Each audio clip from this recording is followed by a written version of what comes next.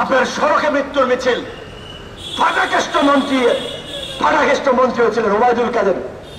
শুরুর দিকে ক্যামেরা দৌড়াইতো, বাসে উঠতো, ইয়ার কি করে মাসুদকে বলে, মাসুদ তুমি ভালো হয়ে যাও। আচ্ছা, আপনারা হাসি ঠাট্টা করে মজা পান, ভাইরাল হয়, বাস্তবতা একটু বিবেচনা করেন।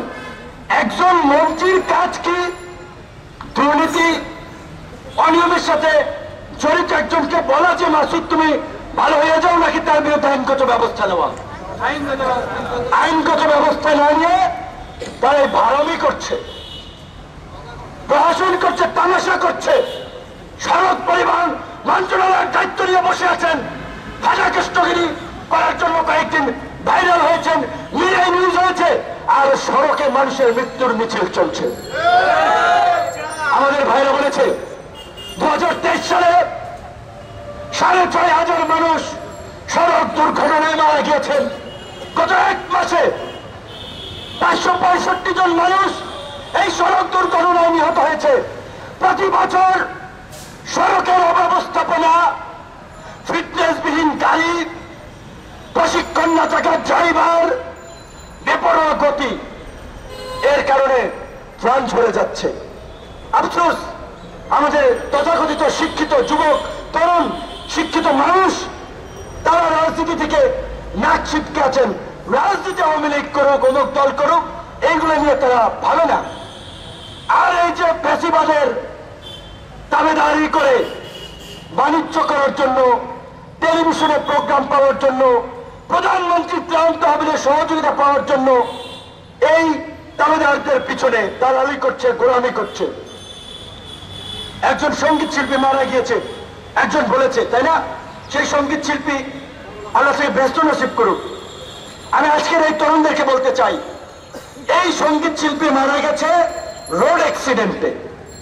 আজকে যদি এই দেশের সড়ক ব্যবস্থা ভালো থাকতো, সড়ক পরিবহনে একজন দায়িত্বশীল মন্ত্রী থাকতো, এইভাবে শুধু হতো একজন, আরো যে এক পরিবারের 3 জন 4 জন 14 জন 16 জন 15 জন যে মারা যাচ্ছে, এইগুলো তো এইভাবে ভাইরাল হচ্ছে না, আলোচনা হচ্ছে না, কারণ তারা সেলিব্রিটি না, শিল্পী না, কবি না। তো এই যে মানুষ মারা যাচ্ছে, আজকে যদি ব্যবস্থাপনা সঠিক থাকতো, মানুষ তো মরতো না। আপনারা রাজনীতি করবেন না, আপনাদের শাস্তি এইটা। আপনারা পানিতে ডুবে মরবেন, আগুনে পুড়ে মরবেন, রাস্তায় গাড়ির নিচে পড়ে মরবেন। এইটা হচ্ছে রাজনীতি না করা এবং ফাঁসিবাদের বিরুদ্ধে প্রতিবাদ না করার শাস্তি। আমরা বলবো তরুণদেরকে, গণঅধিকার পরিষদ করার দরকার নাই, বিপিনুরদের পিছনে হাঁটার দরকার নাই, কিন্তু দেশকে বাঁচানোর জন্য অল জেনারেশন করাপ্টেড এবং ডার্টি পলিটিক্সের বিপরীতে তরুণদেরকে নতুন রাজনীতির উদ্ভাব এবং উন্মেষ ঘটাতে হবে।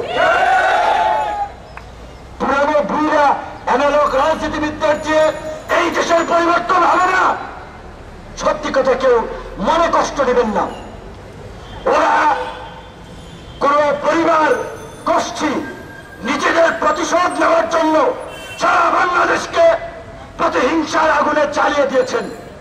পারিবারিক রাজনৈতিক বিভক্তিকে সামাজিক রাষ্ট্রীয় ভাবে ছড়িয়ে দিয়েছেন, এমনকি দেশের স্বাধীনতা সার্বভৌমত্বকেও ঝুঁকির মধ্যে ফেলেছেন।